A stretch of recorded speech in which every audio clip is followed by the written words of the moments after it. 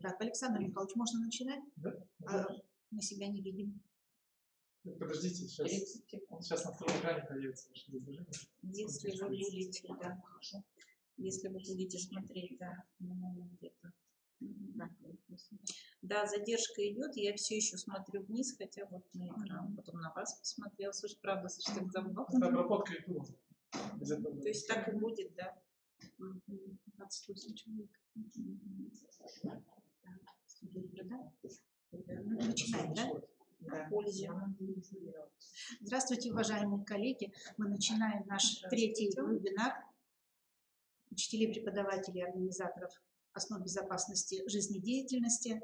На сегодняшнем нашем вебинаре, который посвящен профессиональному самосовершенствованию учителя общеобразовательной школы, у нас присутствует заведующий Центром аттестации педагогических работников Ныркова Светлана Анатольевна. Цель нашей сегодняшней встречи с вами – обсудить структуру и содержание портфолио, дать характеристику критериев и показателей, характеризующих результативность вашей педагогической деятельности. На вебинаре у нас сегодня присутствует уже 33 человека. Всех рады приветствовать. Да? Всех рады приветствовать и начинаем наш вебинар. Первое слово предоставляется Светлане Анатольевне Нырковой.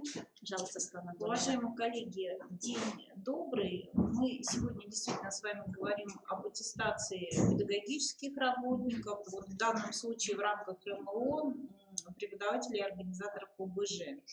На сегодняшний день в рамках политики нашей республики предлагается в принятии решения об аттестации педработников активное участие принимать преподавателям, организаторам самим, да, вот в рамках каждого методического объединения. Таким образом, мы расширяем круг экспертов Республиканской аттестационной комиссии и решаем те задачи аттестации, которые на сегодняшний день являются наиболее актуальными. То есть на сегодняшний день, когда мы говорим об задачах аттестации, которые представлены в федеральном документе, да, порядке аттестации, вышедшем еще в 2014 году, в апреле 2014 года, то в этой связи мы говорим об аттестации на сегодняшний день как о средстве профессионального развития и повышения квалификации педагогических работников.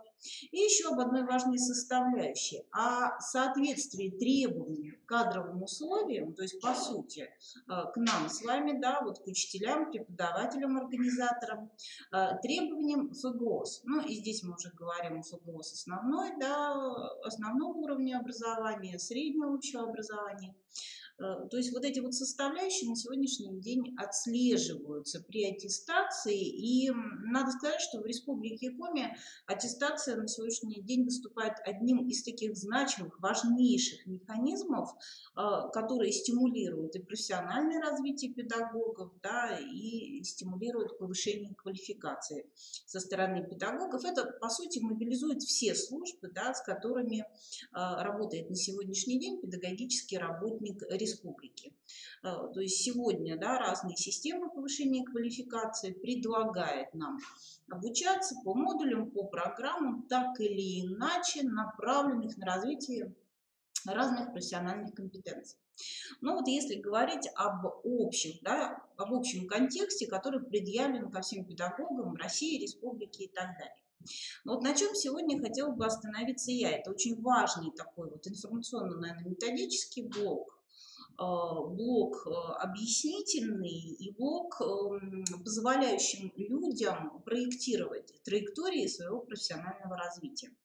Вот 3 вопроса я обозначу. Первое – это, наверное, вот та составляющая, которая связана с теми тенденциями, которые были определены и летом прошлого года обозначены в инициативах президента, связанные с положениями национальной системы учительского роста. То есть вопрос, Эти положения и вышедшие вслед за ними, да, какие-то документы, как они связаны с преподавателями, организаторами ОБЖ и что нам ожидать в ближайшей перспективе.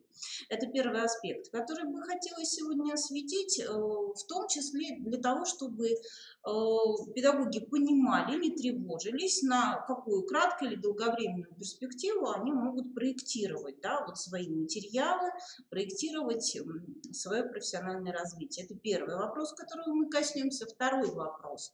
Как действует на сегодняшний день республиканская модель аттестации, какие здесь есть возможности у наших педагогических работников. Опять же, это делает педагога более свободным в выборе разных форм аттестации, разных периодов, да, когда он собирается, да, развивать у себя те или иные компетенции, то есть как это можно сделать. Ну и, наверное, вот третий вопрос, он уже окажется общим для нас с Ириной Дмитриевной, где-то, может быть, будет необходимость нам друг друга дополнить. Он связан с возможной модернизацией, да, вот внесением каких-то уточнений, изменений в ныне действующую модель портфолио. Ну, давайте с самого начала, да, чтобы были понятны такие стратегические линии, которые на сегодняшний день определены, в том числе и на государственном уровне. То есть первая линия действительно связана с положениями национальной системы учительского роста. Летом прошлого года появляется документ, да, вот, который выпускает Департамент образования Российской Федерации, он называется «Дорожная карта». И там прописана информация о том, как проходит апробация единых федеральных оценочных материалов для учителей, которые вот ведут образовательный процесс по разным предметам. То есть действительно на сегодняшний день в 17 регионах России прошла такого рода апробация, это были пилотные регионы, были получены некие результаты, и федералы продолжают разработку единых федеральных оценочных материалов. То есть что касается учителей, да, их может ожидать разнообразие, да, форм аттестации, связанное с разработкой оценочных материалов не ранее 2020 года. Ну, то есть на сегодняшний день можно пользоваться теми же моделями портфолио и проектировать дальнейшее развитие. Что касается преподавателей и организаторов ОБЖ.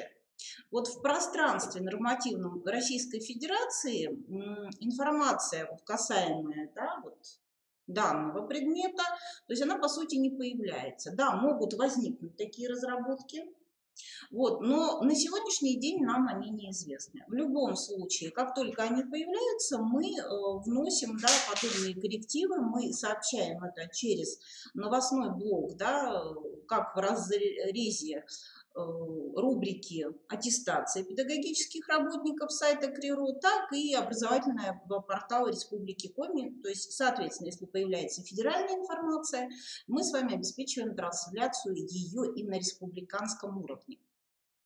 Итак, уважаемые коллеги, но что же вот в этой связи подразумевается, когда речь шла о национальной системе учительского роста? Подразумевается вот две такие составляющие. Первая – это дифференциация, внутренняя статусная дифференциация по должности учителя. Подразумевается, что будут появляться такие должности, как ведущий учитель, старший учитель, учитель-наставник. Да, и в этой связи, естественно, должны быть определенные задания, измерительные материалы, которые позволят эту дифференциацию осуществить. Опять же, этот период где-то 2020 год, не ранее. Да, и то непонятно в какой мере, да, и в каком объеме. Далее, такая составляющая. Для преподавателей и организаторов уже понятно, что это будет иметь какие-то свои преломления, потому что, ну, довольно сложно предположить в школе старшие преподаватели, организаторов уже средние и так далее. Да? То есть это уже приобретает такие не совсем серьезные форматы. То есть, соответственно, для вот этой категории, для этой должности изменений, да, вот буквально в ближайшей перспективе пока не предусмотрено. То есть могут быть изменения на уровне получения высшего образования, бакалавриат, магистратура, но пока не в рамках вот действующей должности. То есть поэтому здесь можно успокоиться и, наверное, досужие разговоры, которые так или иначе на территории республики они тоже имеют место быть, то есть на них просто не обращать внимания. Только когда, да, появляются реальные механизмы, реальные документы, мы можем говорить об изменениях. Дальше следующая составляющая, которая в национальной системе учительского роста была обозначена, это те компетентности, которые у педработника должны быть измеряемы, да, вот в рамках новой оценочной системы. То есть что сделали мы? Мы взяли вот те модели портфолио, которые действуют у нас, и соотнесли с этими компетентностями, то есть позволяют ли они нам их измерять. О чем идет речь? В первую очередь, опять же, замеры ведутся по предметной компетентности, методической компетентности, коммуникативной, психолого-педагогической. К слову сказать, аналогичные компетентности, они получили отражение в аттестационном экзамене. В то же самое время у них мы можем судить и по той составляющей, которую мы называем информационно-аналитическая справка, да, аттестационных материалов, методические разработки преподавателей и организаторов.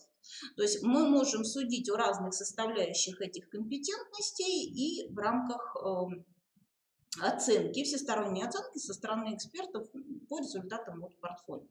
Итак, уважаемые коллеги, да, что мы в результате имеем в виду?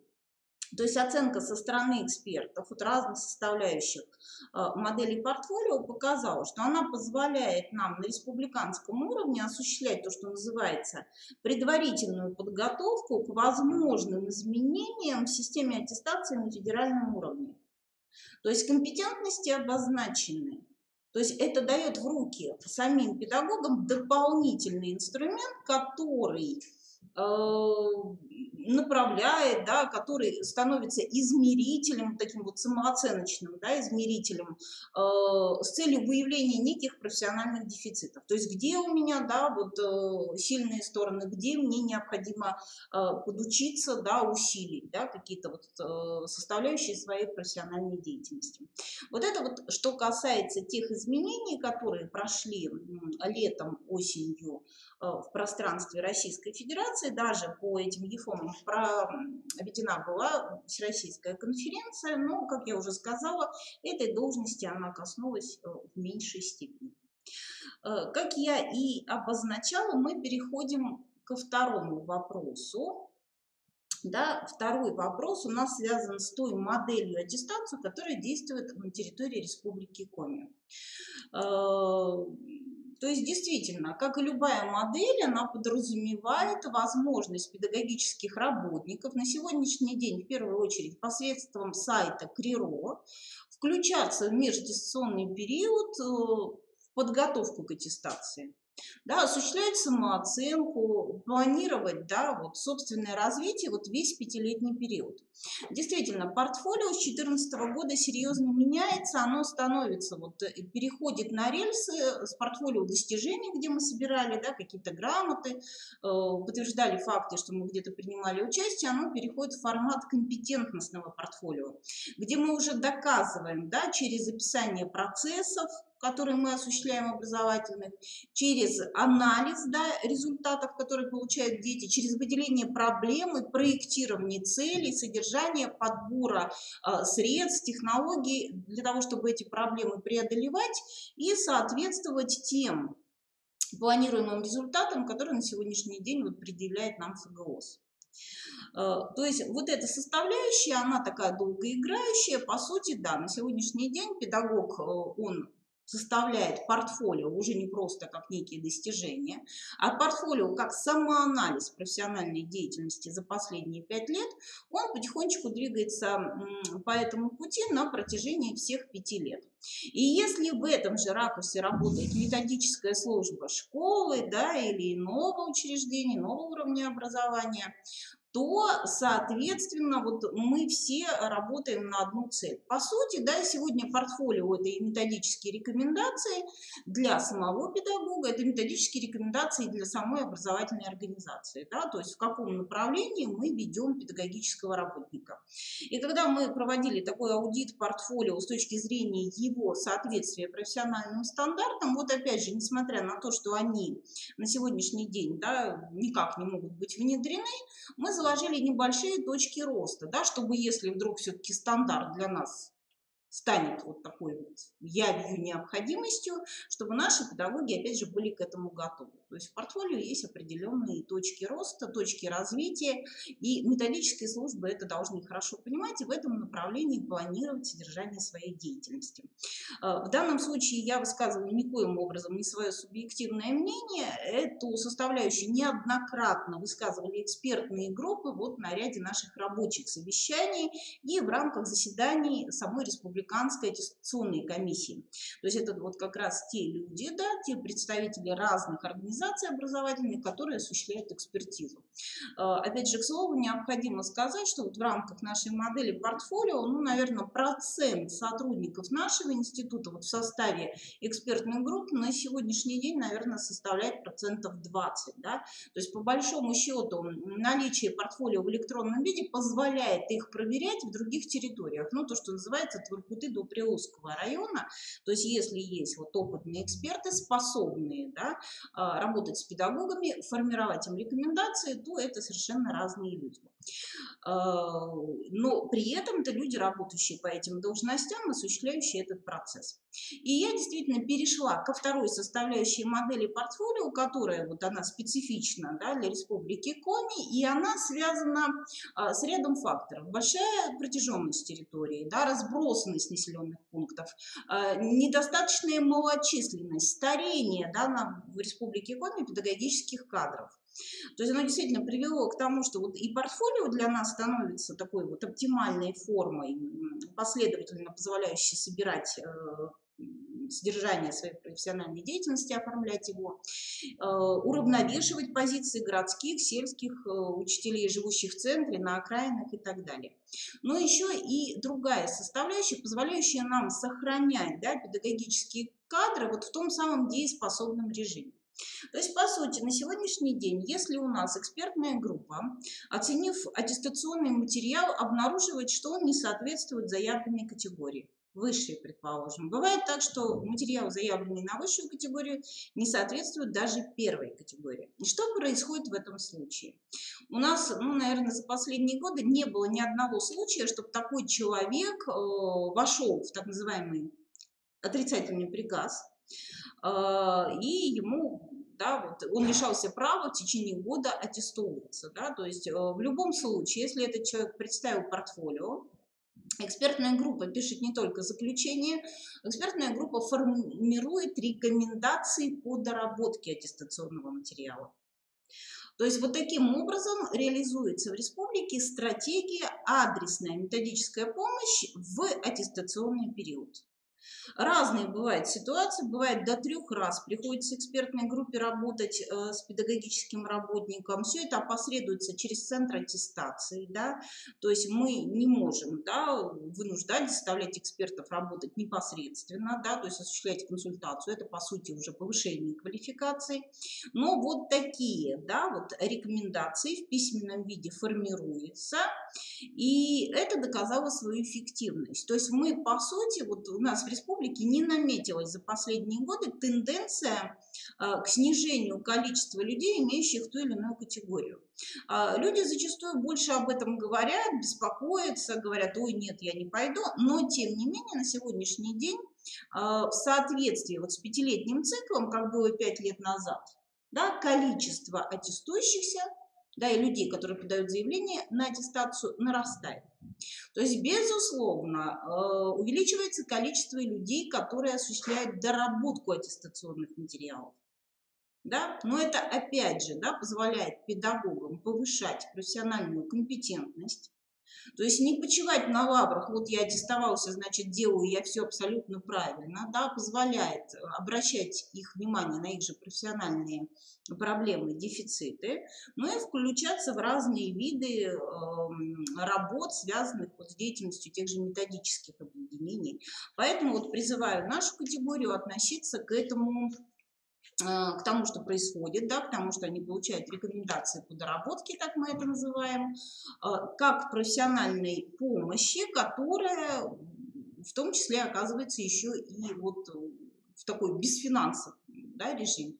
То есть вот эта составляющая на сегодняшний день в Республике Коми реализуется, да, она приветствуется, но это не значит, да, что к педагогическим работникам будут снижаться требования. Безусловно, есть определенный процент, который с высшей категории перешел на первую, но даже у этих людей остается право в течение разумного периода времени, это хотя бы полугодие, да, все же доработать материал до высшей, представить его повторно аттестационной комиссии в рамках доработки. Вот что касается модели республиканской, уважаемые коллеги, связанной с тем, как вот осуществляется адресная методическая помощь педагогическим работникам.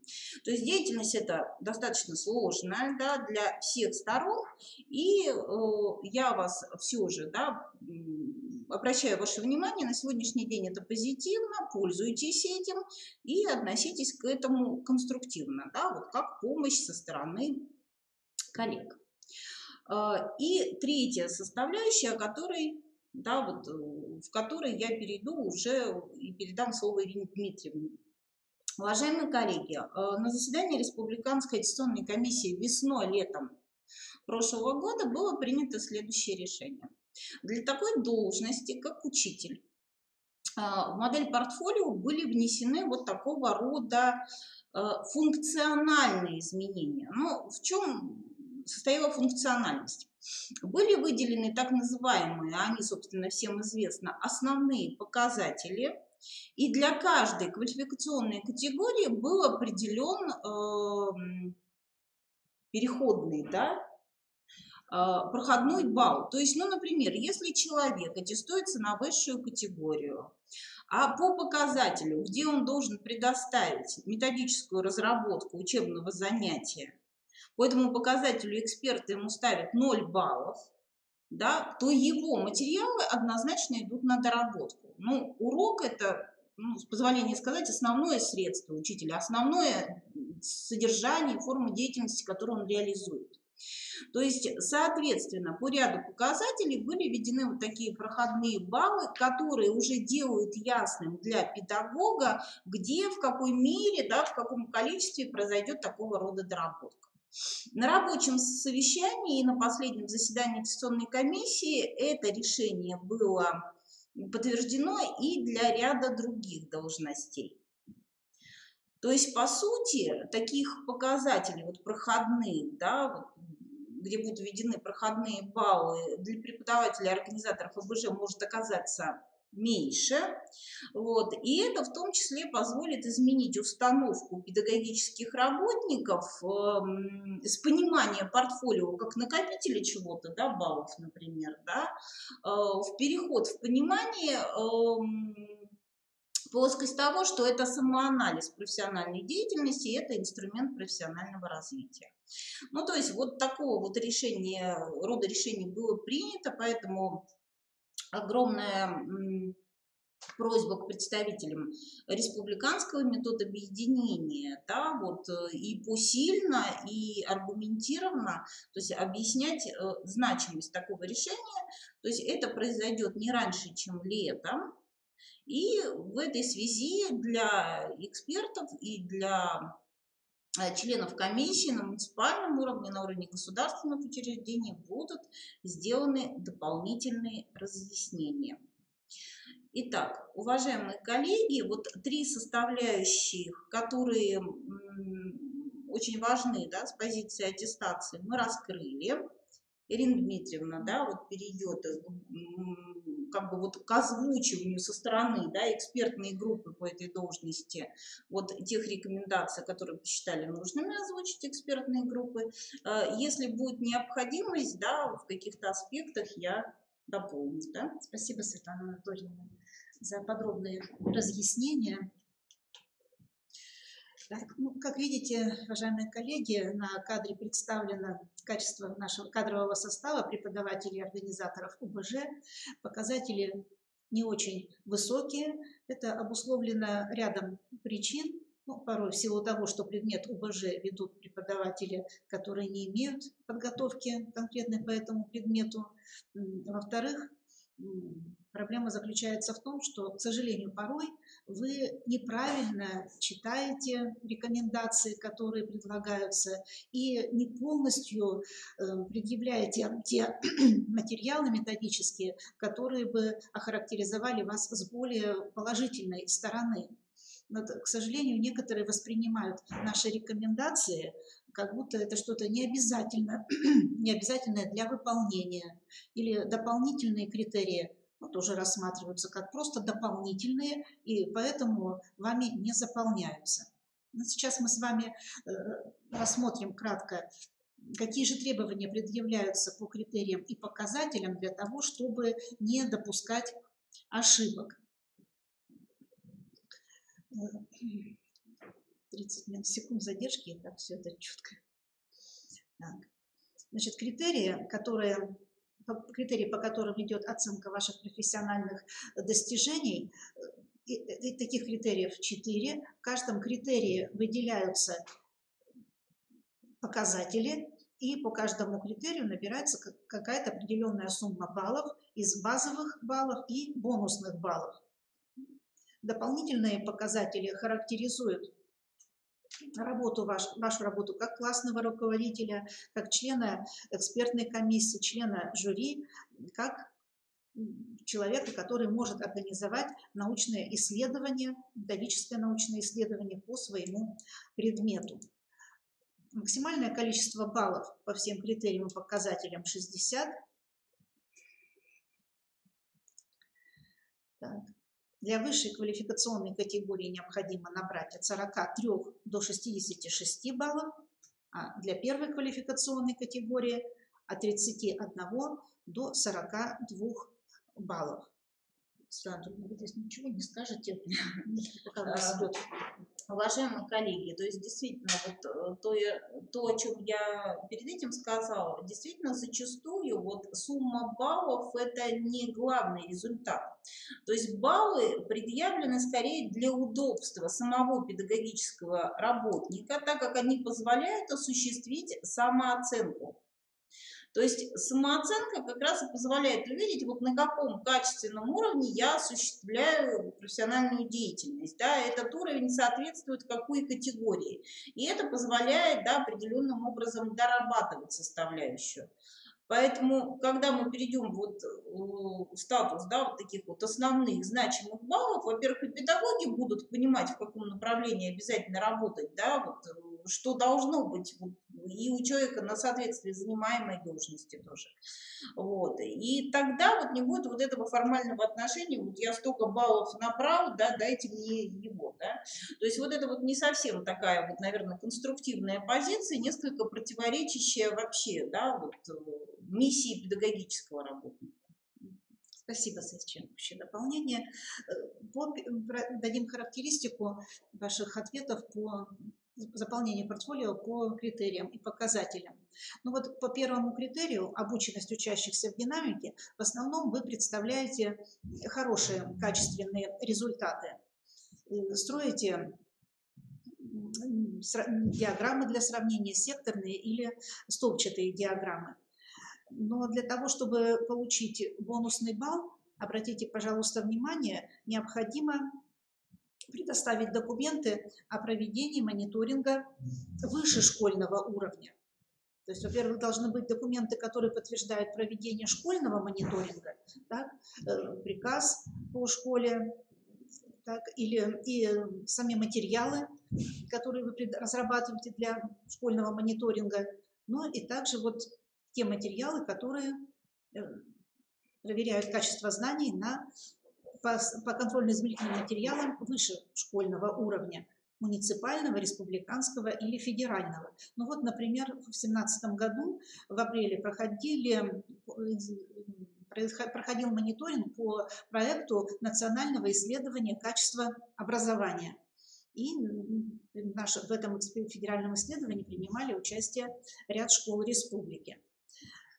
Далее обратите, пожалуйста, внимание, что нужно представить таблицу где предлагаются, где в процентном выражении предоставляются сведения о результатах выполнения мониторинговых работ школьниками, то есть какие дидактические единицы на каком уровне детьми усвоены.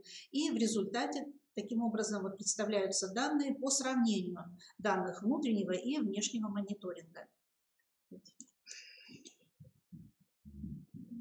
Так, следующий критерий – результаты промежуточной аттестации. Так, обратите, пожалуйста, внимание,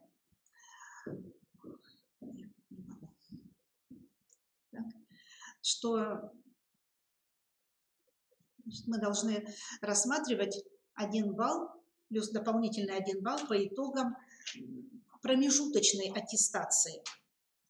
Значит, пока еще в портфолио, который у нас размещен на сайте института, написано итоговая аттестация, так? Но здесь речь, конечно же, идет о промежуточной аттестации на всех случаях. Да. Обратите внимание также, что выставляется 1 дополнительный бонусный балл за обучение выпускников, продолжающих обучение по программе в организациях профессионального образования после прохождения итоговой аттестации. Но в данном случае необходимо, чтобы были представлены справки, выданные самим учреждением высшего или профессионального образования, которые подтверждают тот факт, что ребенок, выпускник вашей школы, обучается на данный момент в данном образовательном профессиональном учреждении. Ирина Петровна, можно? Да. У нас бывают случаи, что даже копии студенческого билета, да, вот представляются, но по сути, если педагогу, да, и школе хорошо это известно, то действительно, какой смысл вот впадать в определенный профессионализм? Знаете, уважаемые коллеги, вот по поводу критерия 1, он действительно является обязательным, потому что он опирается на такие составляющие, которые прописаны в федеральном документе, он документ прямого действия. Это для разных категорий, либо стабильные положительные результаты, либо динамика положительных результатов освоения обучающимися образовательных программ. Вот какие у нас внесены здесь изменения для учителя? Вот как раз приведение в соответствие с теми федеральными документами, кстати, которые действуют с 2012 года. Вот неважно, ФГОС, ФКГОС, да, у нас, тем не менее, да, есть либо знания, умения, навыки, либо все-таки мы говорим о требованиях, да, которые предъявляются к освоению образовательной программы. То есть, по сути, да, вот есть определенные контрольные срезы разнообразные, которые вы осуществляете, на основе которых вы отметки выставляются, которые фиксируют сформированность того или иного умения у ребенка. Да, и вот с точки зрения сформированности этого умения, да, в том числе и в ГИСЭУ, да, сейчас представляются вот разные такие табличные материалы, где заявлено, да, результаты той же промежуточной аттестации, внутреннего мониторинга, то есть умение, уровень его сформированности в процентах. И вот на сегодняшний день задача педработника проанализировать, да, какие умения, в какой мере в рамках освоения образовательной программы у ребенка сформированы, да, с какими возникают затруднения, с какими явными проблемами. И вот именно при таком подходе первый критерий становится системообразующим для всего портфолио. Ну, обобщу. То есть получается, да, мы провели диагностические срезы разнообразные, соотнесли те срезы, которые делаем мы, за это выставляем отметки и фиксируем сформированность у детей на том или ином уровне умений в соответствии со стандартами. Вот, соотнесли это с внешними срезами, если такая возможность была, посмотрели на свою адекватность и посмотрели, как нам выстраивать дальнейшую работу с детьми, в том числе во внеурочной деятельности, как выстраивать учебные занятия, да, то есть как обобщать свой опыт.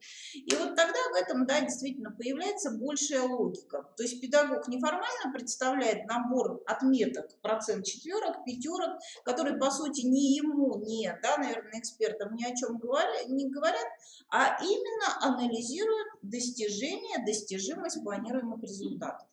То есть и вот эта вот составляющая сейчас очень эффективно действует у учителей и еще у ряда других педагогических должностей.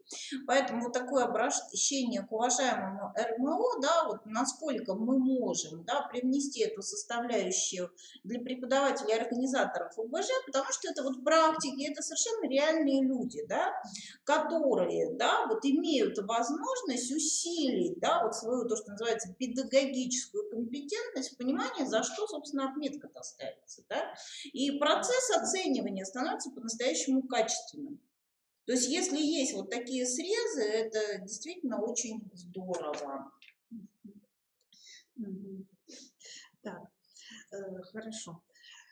По второй критерий, который характеризует организацию внеурочной деятельности обучающихся, в основном допускают такую ошибку, что к внеурочной деятельности относят проведение военно-полевых сборов.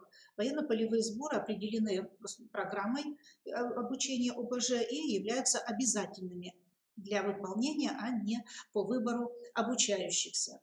И также необходимо отметить, что вот когда представляется при характеристике организации внеурочной деятельности, необходимо представить программу кружка или программу секции, план или, в лучшем, конечно же, случае, программу внеурочной работы, которая разрабатывается в соответствии с планом внеурочной деятельности школы.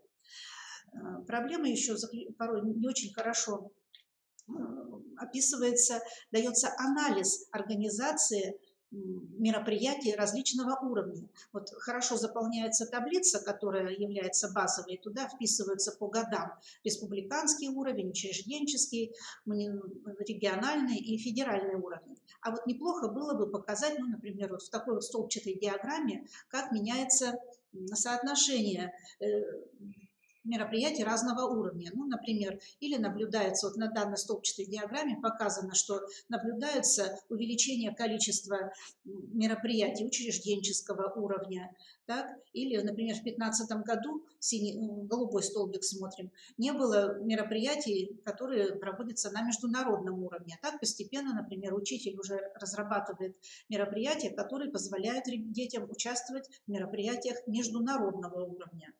Вот такая бы столбчатая диаграмма, она бы позволила самому учителю сделать конкретные выводы, насколько в разнообразных мероприятиях дети принимают участие. Далее, по второму показателю данного критерия необходимо отметить, в каких исследовательских проектах принимают участие дети. Так? И вот порой тоже вы указываете на то, что мы принимаем участие в проекте, но никаких документов, подтверждающих наличие этого проекта, нет. Ни приказа о том, что вы назначены руководителем проекта, ни программы проекта. То есть никак документально не подтверждена данная информация. Уважаемые коллеги, а вот можно еще, да, вот такое небольшое дополнение, так как мне приходится мониторить разные должности, вот опять же в продолжении темы. То есть мы говорим о системе внеурочной деятельности, она также имеет определенные цели, и если мы говорим все-таки внеурочной деятельности, которая направлена на получение определенных результатов, это результат, да, приобретения определенных умений, опять же, у ребенка, то тогда вот недостаточно просто говорить об уровне участия, да, а необходимо все-таки, опять же, требования, наверное, к высшей категории, фиксировать, да, вот возможность развития у ребенка того или иного умения, того или иного системы знаний, да, вот в рамках знаниевой составляющей, связанные с участием в конкурсах. Потому что действительно дети разные, да, у вас могут участвовать в ваших мероприятиях, ну вот не обязательно то, что мы называем там абсолютно одаренные дети, да, то есть компенсаторно могут решаться проблемы, которые, да, не решаются в основном, да, образовательном процессе, в урочной деятельности. И, возможно, вот с одной стороны, вне урочка дает возможность и одаренным проявиться, и, может быть, компенсировать вот тем детям, которые испытывают проблемы в освоении образовательного процесса. То есть все-таки, да, не выпускаем из поля зрения ребенка, да, потому что, ну, его результат – это наш основной результат. И наше понимание результата здесь также крайне важно. Так. И вот по завершению анализа по данному показателю, вот так или иначе напрашиваются выводы. То есть в какого уровня мероприятиях принимали учащиеся участие, или это только сертификатами их участия было отмечено, или достижение учащихся отмечено грамотами и дипломами различных уровней. Ну и вот, спасибо Светлане Анатольевне, она подсказала еще одно очень важное направление для анализа. Это, конечно же, как изменяется вот эта вот предметная подготовленность учащихся через систему внеурочной работы. Ну, то есть это главная, наверное, цель все-таки, вот да? Да. То есть если вы это показываете, может быть, вот тогда имеет смысл и количественное представление. Оно как бы подтверждает результаты детей. А вот выхолащивание просто, да, таблицы, цифры, они ни о чем не говорят экспертам, да, то есть невозможно, то есть просмотреть ни вклад, да, вот особый педагога, ни для чего, собственно, дети в этом участвуют, с какой целью-то, вот что вот произошло. То есть вот те самые ожидаемые результаты, они не просматриваются. Ну да, то есть иногда, отвечая на вопрос, а с какой целью вы принимаете участие в Олимпиаде, преподаватели говорят, а чтобы грамоту получить. Нет, причем вот они не с иронией говорят, да, абсолютно искренне, чтобы грамота вот была, вот туда-то положу, да, требует так. То есть действительно вот такая вот тенденция когда-то наметилась, да, вот к формальному представлению, и очень сложно она исчезает. Так. Достаточно полно вы отвечаете на вопрос о степени сформированности познавательного интереса к предмету. Так. Остановимся, как бы, быстрить никак я не могу. А не надо? Да. Рассказывайте. Так. То есть показатель формирования познавательного интереса к предмету по методике Дубовицкой раскрывается вами полно. Вы прикладываете справку от психолога школы, вы прикладываете справку подтверждения от директора или завуча школы. Так.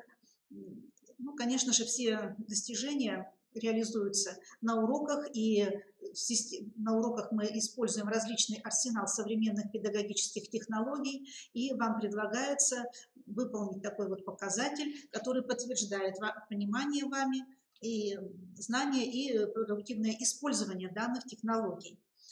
Таблица, которая вам предлагается для заполнения, она состоит всего лишь из 3 колонок, так, но так как ответ порой бывает очень такой вот, ну, развернутый и подробный, то, значит, рекомендую вам такую таблицу оформлять в альбомном формате, и вам будет в таком случае удобнее и просторнее изложить свои собственные мысли по этому вопросу. В 3 колонке необходимо дать характеристику методической, раскрыть методическую и практическую результативность применения данной технологии. Практическая результативность заключается в том, что вы формируете у учащихся, ну, те результаты обучения, которые запланированы в программе. Методическая результативность применения технологии показывает, насколько системно вы применяете данную технологию, насколько адекватна она тем формируемым предметным понятиям и умениям. Анатольевна, вы что-то уточните? Ну, наверное, вот еще такая составляющая, учитывая, да, что представители педагогических, да, вот работников в рамках этой должности действительно зачастую люди, которые, ну, могли изначально не иметь педагогического образования, действительно совершенно справедливо себя позиционируют как практиков, да, и можно вернуться. И в этой связи очень важно понимать как раз вот составляющую, связанную вот откуда берется вообще вот этот показатель. Уважаемые коллеги, на сегодняшний день очень четко сказано, да, что ведущим механизмом реализации стандартов образовательных является системно-деятельностный подход. У нас не в полной мере обучающий семинар, но на это направлены курсы повышения квалификации. Как мы его рассматриваем? С одной стороны, да, на каждом занятии, ваших мероприятиях должна быть простроена система деятельности детей. То есть включаются они, ну, условно, в зорницу, да, то есть они должны вот по факту понимать, почему такая последовательность, как распределяются роли, и даже в ряде случаев мочь, да, допустим, для младших детей организовать нечто подобное с обоснованием, почему это строится в некой вот системе последовательности действий.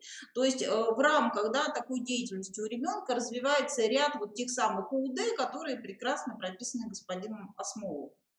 Вот, это одна составляющая. С другой стороны, есть еще такое понятие системность предметного содержания. У нас темы, да, так же, как и в рамках вашего предмета, они не существуют автономно, да, то есть темы связаны друг с другом, и, соответственно, ребенок на каждом новом уроке может опираться на те вот алгоритмы, которые были наработаны в предыдущих уроках. То есть, соответственно, да, развивая те или иные модели, да, вот, связанные с этим видом вот, человеческой деятельности. Так вот, уважаемые коллеги, вот что необходимо вот в этой таблице и потом, собственно, в методической разработке представить? И что значит обоснованность выбора технологии? Во-первых, не должно быть технологий много. Ну, 2 представьте на первую категорию, максимум 3 на высшую. И то вы не можете на одном уроке пользоваться 3 технологиями. Вы пользуетесь одной технологией, она выстраивает деятельность на уроке, и приемами из других технологий. Все. Да, то есть не нужно писать все подряд. Например, вот одни из наших самых любимейших здоровье сберегательные, но они ужасно сложные, практически никто их не может обосновать, но честно пишем. Из теории тоже нет смысла выписывать характеристики этих технологий, что ваша задача обосновать, что есть такие-то вот планируемые результаты, да? И вот эта технология в той-то части позволяет их достигать, я ее применяю. То есть поэтому, ну хотя бы если преподаватель, организатор ОБЖ хорошо освоил 1-2 технологии, поверьте, даже для высшей категории этого достаточно. То есть продолжаем развиваться, совершенствоваться в рамках овладения приемами, да, для того, чтобы мотивацию и разные умения детей развивать из других технологий. То есть этого действительно достаточно, потому что так или иначе вот все ваши внеурочные вещи, да, они очень практикоориентированы, они все деятельностно построены. Если разберетесь, убедитесь, что это так. Это работает абсолютно для всех должностей, для всех уровней образования, и, соответственно, результативность практическая, это, да, вот прежде всего результаты, да, которые достигают дети, пусть даже узко, по разделам, там, по темам. Бога ради, можно это и так показать в таблице. Вот. А методически, ну, это вот такая ваша попытка как-то систематизировать содержание, да, показать, вот как содержательные предметные результаты достигаются через вот применение этой технологии. То есть пишите вещи совершенно реалистичные, да, вот не нужно уноситься на крыльях чьей-то чужой теории, да, то есть как вам технология позволяет достигнуть вот тех результатов, которые представлены. Ну и дальше идет, да, в том же ключе. Вот. У нас следующий. Так, вот хотелось бы остановиться на таком показателе, как формирование ценностного отношения к предмету и коммуникативных универсальных учебных действий. Да, здесь два ответа должно быть. И при формировании ценностного отношения к предмету вот практически ни у кого не звучит, а вообще какие ценности мы формируем на уроках ОБЖ. Вот никто не указывает на то, что вообще цель нашего предмета – это формирование культуры безопасности жизнедеятельности обучающихся. Это формирование, это несение ответственности за свою жизнь и за жизнь окружающих. Это бережное отношение к своему здоровью. То есть вот это вот ценностное отношение. Так, и практически вы об этом не указываете. Ну, и здесь тоже уроков много не нужно приводить. Вот 3 урока, но зато, чтобы они были полно. То есть смотрите, характеризованы. что мы имеем в виду. Одна технологическая карта для первой категории плюс 2 конспекта, или одна методическая разработка, включающая технологическую карту, плюс, опять же, 2 конспекта и для высшей, да, категории. Да. То есть их не должно быть много, они просто могут отличаться качеством, степенью подробности, осознанности. Но вот Ирина Дмитриевна правильно сказала, что есть определенные ценности у каждого предмета, да, в том числе и у ОБЖ.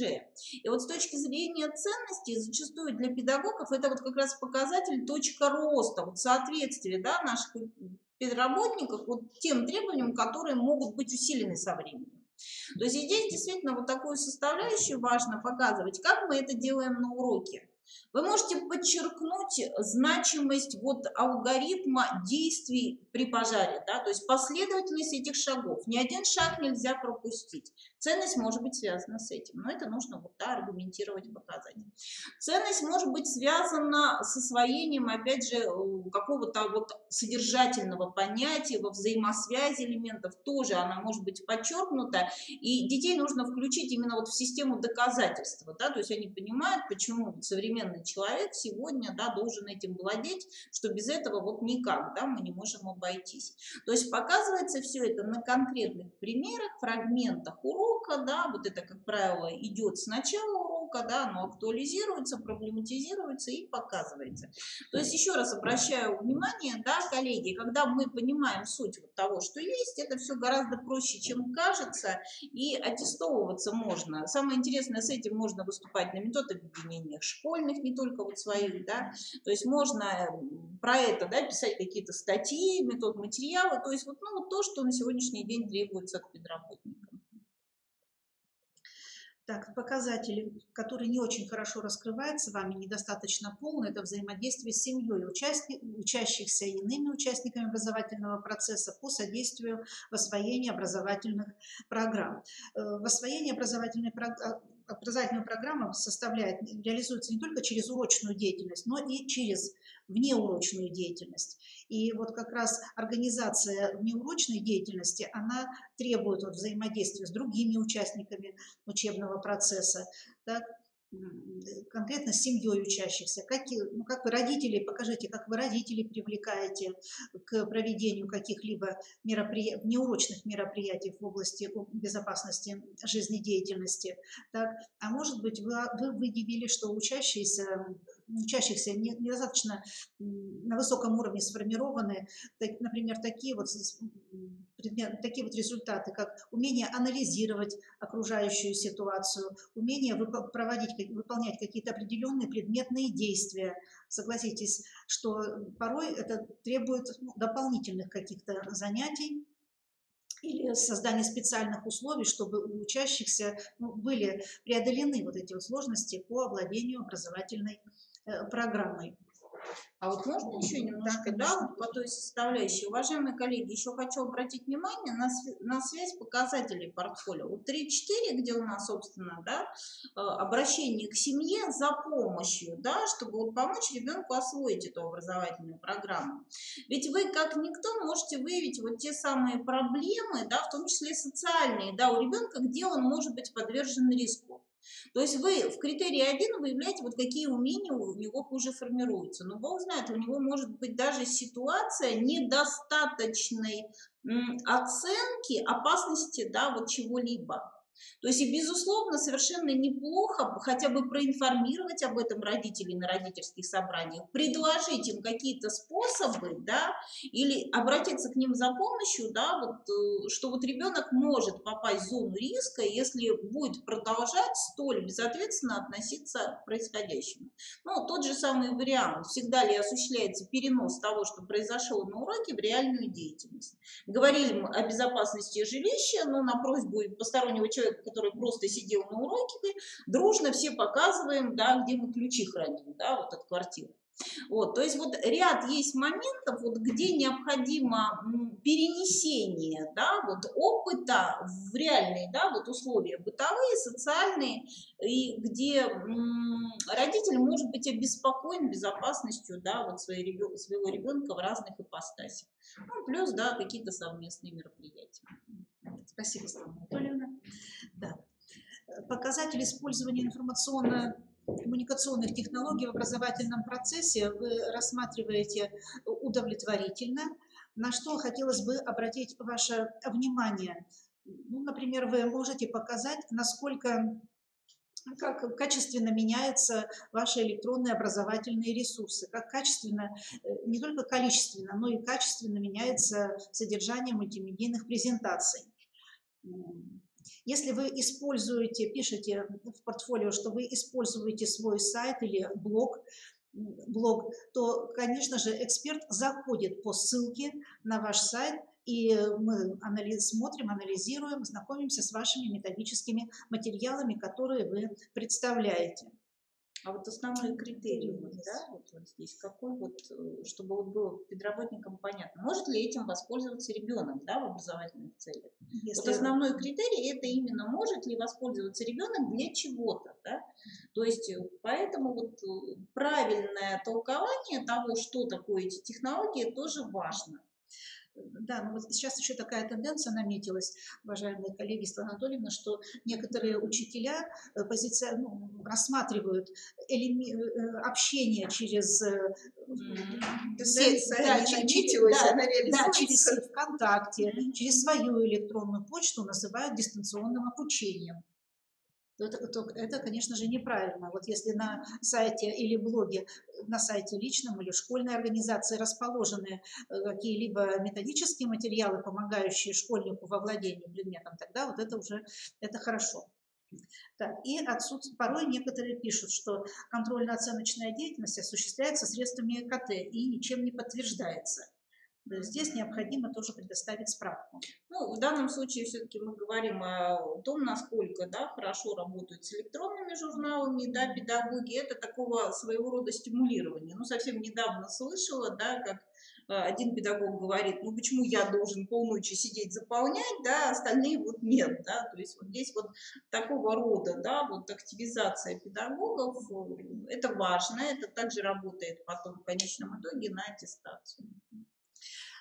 Критерий профессионального развития преподавателя выполняется вами достаточно удовлетворительно, и по пункту 4.1 вы всегда получаете высшие баллы, но не хватает, чтобы вы написали какой-либо вывод по результатам заполнения своей аттестационной таблицы.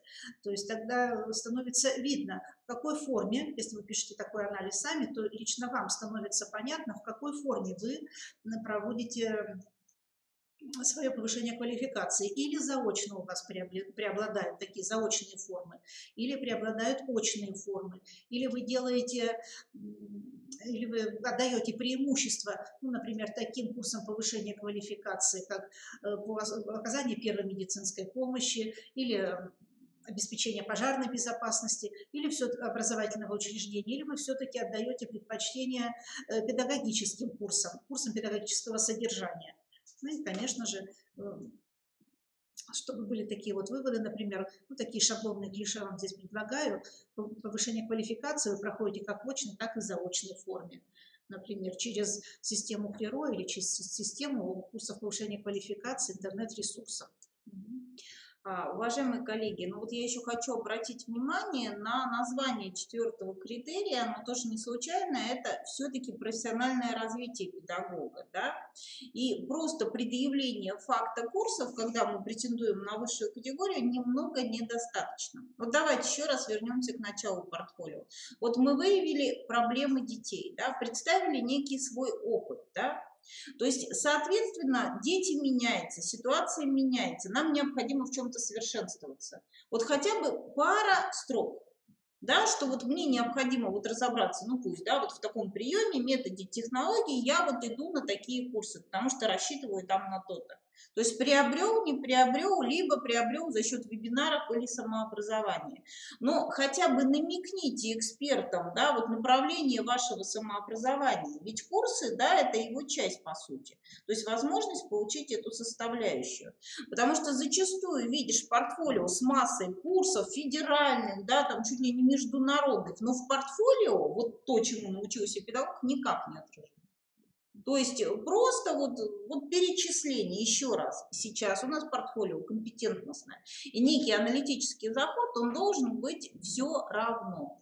То есть поэтому я иду не на все вебинары, куда меня отправляют, посылают, я все-таки некой избирательностью отличаюсь.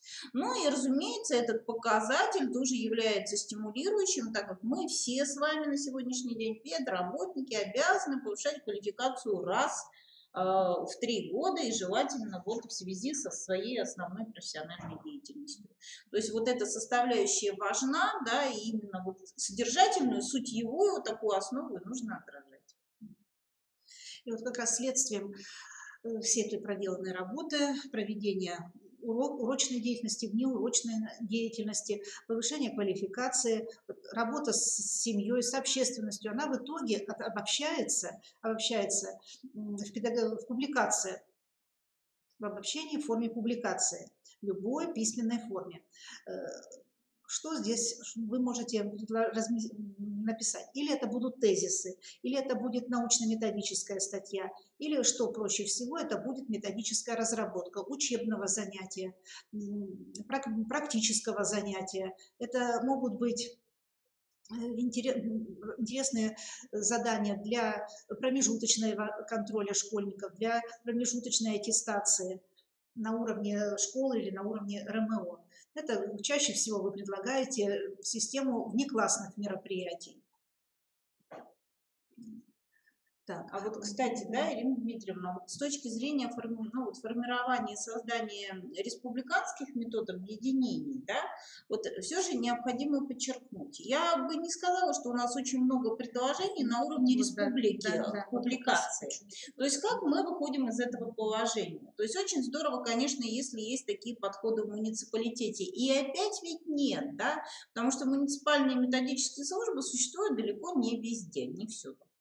То есть, опять же, да, на каких-то сайтах управления образования это тоже не всегда возможно сделать, да, вот разместить такие публикации. То есть, это вот наша повседневность. Да, педагоги размещают на всевозможных там инфоуроках, ресурсах, да, вот платных, где вот отправил, да, и получил некое подтверждение. Опять же, да, мы обязаны вас предупредить, то есть какой выход из положения мы нашли. То есть наши эксперты, они оценивают вот то самое качество, да, опубликованного материала с точки зрения основного содержания вашей деятельности, где бы вы его не опубликовали. То есть переходят по ссылке, смотрят, да, вот как бы относятся. И уже вот тот балл, который вы получаете не за факт, что вы опубликовали условно на федеральном ресурсе, да, а вот за содержательную составляющую, да, вот пишется вот и оценивается. То есть это вот сегодняшний выход из положения, потому что, ну, порядок вот в этой связи действительно очень условная вещь на территории вот российской, да, поэтому вот что имеем, да, из этого исходим. Поэтому оцениваются сами ваши материалы. И вот почти нельзя там публиковаться. Хочу обратить внимание на то, что 3 балла максимальных дается за то, что если будет представлена научно-методическая статья или разработка урока на республиканском уровне. И как раз вот на нашей страничке РМО учителей ОБЖ вы как раз имеете возможность выставить или разместить свою методическую разработку. Только сначала она присылается мне, мы ее с вами анализируем, редактируем, если в этом понадобится необходимость, и размещаем на нашем сайте, в открытом портале образования Республики Коми. Очень жду ваших разработок. Так. Трансляция, следующий показатель, в котором практически мы получаем очень мало баллов, это трансляция обобщенного личного педагогического опыта. Но в основном трансляция опыта идет на уровне учреждения, да, и очень редко на уровне республиканском, ну, потому что... Опять же, специфика территории, да, возможности, преобладание сейчас дистанционных форм обучения действительно приводит к тому, что мы, как минимум, даже сейчас, да, работаем с вами в режиме вот таком вот, да, вот отдаленного доступа. Итак, вот действительно, уважаемые коллеги, ну, мы подчеркиваем вот необходимость для здоровья самого педагогического работника, для повышения его квалификации, обсуждения в профессиональном сообществе своих наработок. Да? То есть представление каких-то вот мини-открытий, да, это может быть опять же на уровне приема, да, как лучше достигать результатов, описывает педагог. Он может представить сценарии, да, наиболее каких-то вот качественных, да, вот тех же вот игр, да, которые могут быть, да, военизированных, которые вот организованы могут быть на территории республики, города, села и так далее. То есть вот эта составляющая, она важна, и на сегодняшний день, еще раз обращаю внимание, это вот такое однозначное федеральное требование. Вот, на мой взгляд, крайне важным является вот человек, который идет на категорию, чтобы вот он был заявлен и был известен хотя бы на муниципальном уровне. да, хотя бы на муниципальном уровне. Так. И вот это, такая вот большая проделанная вами работа, обмен опытом, публикации позволяют вам подготовиться к участию в профессиональных конкурсах. Но здесь вот как раз нужно обратить внимание на то, что именно в конкурсах профессиональных педагогического мастерства и начинается все, конечно же, со школьной, с учреждения, там, где вы работаете, и очень мало учителей, преподавателей ОБЖ, которые принимают участие вот в таких вот профессиональных конкурсах. В прошлом году учитель из Ухты Данченкова принимала участие в конкурсе «Учитель года республики» и показала прекрасный урок, мы все ей благодарны до сих пор. Так, то, что она нам показала, что действительно можно работать, можно демонстрировать свой собственный педагогический опыт. Ну, давайте тоже скажем о минусах, да, вот, то есть, опять же, насколько вот такая возможность существует, да, это, наверное, достаточно несложно, и опять же, конкурсы – это федеральное требование, то есть, вот обязательное условие принятия решения комиссии по поводу высшей категории, то есть, никоим образом не выдумка на уровне республики, пожалуйста, смотрим пункт 37 порядка аттестации, поэтому, действительно, возможно, наверное, участие, да, и в заочных конкурсах, но если конкурсы, вот такие вот вариации интернет-конкурсов, да, и коммерческие, то экспертная группа их в том числе не отвергает, но смотрит материалы конкурса. Это позволяет вот экспертной группе все-таки оценить, что было представлено. У нас, кстати, бывает ряд противоречий, когда вот человек в неком конкурсе там победил или в призеры вошел, а в аттестационной работе эксперт предъявляет претензию к разработке в связи с конкурсом. Так тоже бывает, это логично, потому что, ну, во-первых, на конкурс идет определенное количество людей, из них выстраивается рейтинг, да, то есть из них выбирается некий победитель, это с одной стороны, да, а в аттестации, да, смотрится соответствие именно квалификации, это с другой стороны. Поэтому вот могут быть разработки конкурсные приложены в аттестационный материал, но тем не менее по ним тоже могут быть замечания. Поэтому, уважаемые коллеги, возможности есть, они в том числе заочные, да, мы с вами вот вынуждены соответствовать требованиям федеральным. В конкурсах, правильно Ирина Дмитриевна говорит, есть определенный смысл. Это уникальная возможность систематизировать свой опыт. Да. Человек, существо социальное, нуждается в мотивации, в том числе и внешней, и вот те наши педагоги, которые прошли через конкурсы, это вот действительно методисты, работающие, да, вот такие педагоги с большой буквы, которые многому могут научить коллег. То есть они вот научились объяснять, как это делать, да, вот друг другу. Это очень интересно. По дополнительным показателям.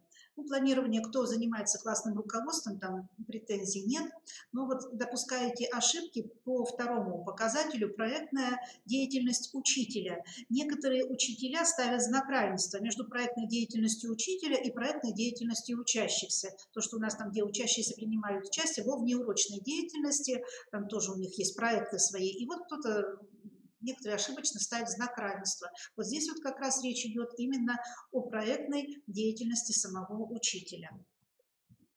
Проектом, что может быть продуктом проектной деятельности учителя? Ну, конечно же, это, например, будет какая-либо методическая разработка. Это могут быть методические рекомендации. Это даже аналитические отчеты, если они приняты там каким-то, да, вот, собственно, органом, который этот проект, да, курирует. Так, или продуктом такой педагогической проектной деятельности может стать статья, над которой вы будете работать какое-то определенное время именно вот по алгоритму проекта. То есть проектно-исследовательская деятельность, научно-методическая деятельность. И, конечно же, если у вас будет разработан какой-то свой проект, то да, тогда у вас появятся и публикации, есть будет о чем говорить, и тогда у вас будет трансляция опыта, так? И это, конечно же, выльется в более высокий показатель вашей профессиональной педагогической компетентности. По категории экспертная деятельность. Тоже Ну, видимо, портфолио заканчивается, все устали уже заполнять таблицы, и все, самая краткая таблица, которая состоит там из 3-4 строк, вот где вы принимали участие. Ну, конечно же, нужно и показать, опять же, на каких уровнях вы принимали участие, да, и самое главное, что делали. Содержание экспертной деятельности проанализировать. Что вы там журили, судили, проверяли. Так? Или вы разрабатывали задания, критерии оценивания, или вы просто готовили оборудование, раздаточный материал, были модератором в какой-либо секции, ну, например, конференции муниципального уровня. Но, тем не менее, уважаемые коллеги, если вы были организатором ЕГЭ, да, дежурили где-то в фойе и так далее, это не засчитается, да, то есть это совершенно другие вот такие вот моменты, что, безусловно, беспроигрышно по этому показателю. Очень часто вы выступаете вот в составе судей, да, вот разных ваших мероприятий. Что даст вам возможность здесь действительно получить максимальный балл. Да? Если вы отнесетесь к критериям с точки зрения, опять же, тех ожидаемых результатов, которые мы, да, вот, ожидаем от детей в рамках освоения образовательной программы. То есть работает ли то мероприятие, которое вы судили, экспертировали, да, вот на получение того образовательного результата. То есть если вы к этому отнесете, что этот критерий позволяет это выявить, этот критерий позволяет это выявить, в принципе, для экспертной группы это будет достаточно, продемонстрирует ваше понимание сути этой деятельности, потому что экспертная деятельность, она совершенно отдельно, одна из самых сложных. Ну и опять же, да, вот обращаю внимание на дополнительные показатели, они действительно не являются то, что называется обязательными, и они выделены для тех педагогов, которые активно включены в эту деятельность, и зачастую, может быть, в ущерб каким-то другим видам деятельности. Хорошо, спасибо. Ну вот, уважаемые коллеги, мы с вами дали анализ и краткую характеристику содержания вашей деятельности по выполнению портфолио, обратили внимание на ряд некоторых недочетов, ошибок, которые вы допускаете. На этом мы заканчиваем. Может быть, да. вопросы Да, есть я хочу сказать, что мы заканчиваем ту часть обязательную, которую мы запланировали со Светланой Анатольевной, да, и какие вопросы у вас возникли.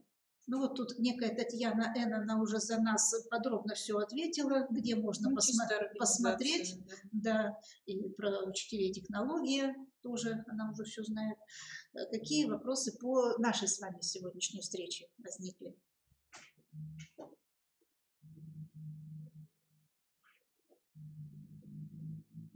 Присутствующие в аудитории. Как он читает? Вот. Уважаемые коллеги, я не знаю, да, наверное, это возможная, да, составляющая, так как мы повествуем со своего ресурса, с ресурса, да, Института развития образования. На сегодняшний день вот можно следить, да, за такими составляющими. У нас начался вот цикл, да, вот таких вот небольших модулей по аттестации, в которых тоже можно принять участие и действительно усилить, да, вот свои возможности аттестоваться, оформить, да, вот такого вот рода аттестационный материал. У нас эта составляющая, да, весьма успешно реализуется, да, и по сути где-то работает как повышение квалификации. Так, хорошо, спасибо. Адрес. Константин спрашивает адрес электронной почты. Константин, на сайтах сейчас с вами общаются два центра. Центр специального, да, инклюзивного образования, структура Института развития образования и центр аттестации. Если вы через КРИРО деятельность, да, вот выйдете, можете на аттестацию выйти на структурные подразделения института, и на страничках всех структурных подразделений есть телефоны, да, и адреса. Так, ну можно сказать еще, что если Константина интересует проблема безопасности жизнедеятельности, то вы заходите в портал «Открытое образование Республики Коми», находите наше методическое объединение РМО, так, и там как раз моя фотография и мой электронный адрес есть. Или же, как сказала Светлана Анатольевна, вы находите по сайту РМО, да, вы выходите на сайт КРИРО и находите центр сопровождения специального инклюзивного образования. Там есть адрес центра. Так, еще, наверное, РМО по технологии, да, нужно ответить. Ответили, да? Там было уже отвечено. Так, я напоминаю, что, может быть, здесь присутствуют члены нашего педагогического сообщества, которые еще не знают про существование сайта Республиканского методического объединения учителей ОБЖ, то вот еще раз повторяю, что вы можете зайти, да? Участник конкурса «Учитель года» нас слушал. Хорошо. Пожалуйста. Так. Заходите на сайт РМО, и там вы находите очень много самой разнообразной информации. Вот, к сожалению, она у нас еще плохо пополняется, ибо вы не присылаете мне ничего. Так? Но самое главное, что вас всегда волнует, это материалы олимпиад. Вот там как раз у нас есть архив олимпиад республиканского этапа. Пожалуйста, все в открытом доступе, изучайте, анализируйте, сравнивайте, выделяйте какие-то общие закономерности. И 17-18 февраля у нас будет республиканский этап олимпиады по ОБЖ. У нас 41 участник, по-моему, 41 участник. Так что болейте за наших. Всего вам хорошего. До свидания. Спасибо за внимание. Спасибо за коллеги. 30 секунд. Татьяна Владимировна, вы нас сами отключите или... Татьяна Владимировна, можете перевернуть видеокамеру? Ну или вертал, что вот, если там есть кнопочка отключения, тоже можно нажать. Ну, все. Тогда выходим.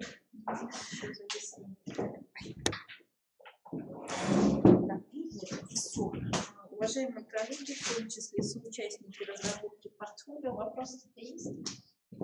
Вопрос по сайту. Что? Какой сайт? Сайт Миро. Портал. Через него, да.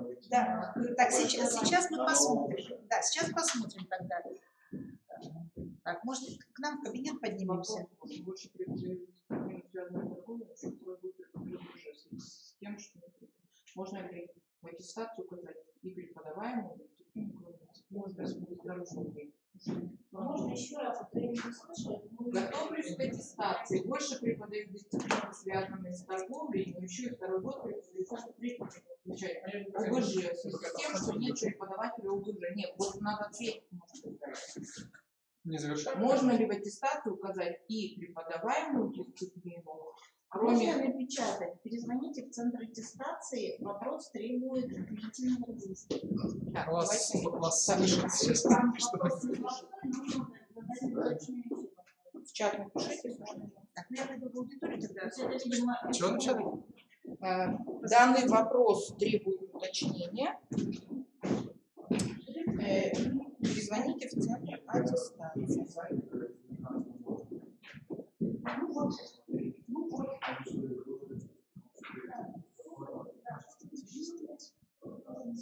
Yes.